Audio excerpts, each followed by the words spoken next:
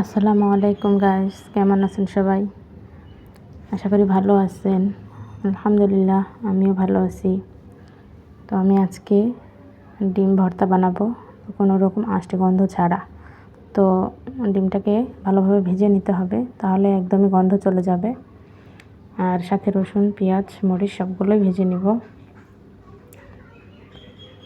তারপরে এবার মরিচগুলো ভালোভাবে মেখে নিব।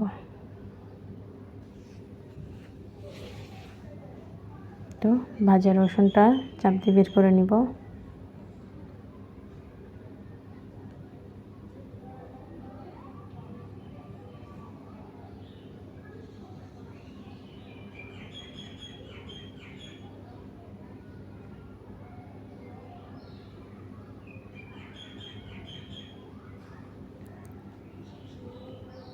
যে রসুনগুলো মরিচের সাথে মিশিয়ে নিয়েছি।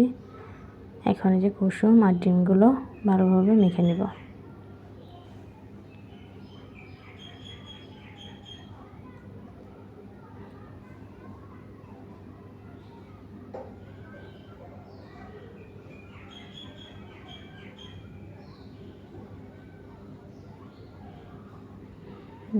কোনো রকম গোটা থাকলে ভালো লাগবে না, তো সুন্দরভাবে একদম ঝুরঝুরি করে মেখে নিতে হবে।